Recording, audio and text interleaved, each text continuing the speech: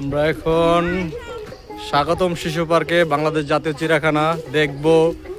চিড়িয়াখানার ভিতরে শিশু পার্কের জন্য, শিশুদের জন্য আমাদের কি কি ব্যবস্থা আছে আমরা সেটা দেখবো আজকে।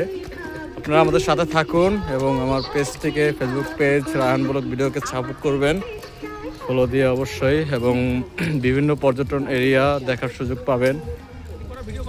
আপনারা দেখেন অনেক দূর থেকে কিন্তু পর্যটক আসতেছে। তাদের বাড়ি কিন্তু সেই শরীয়তপুর সদরে, জয়নগর থেকে তারা আসছে।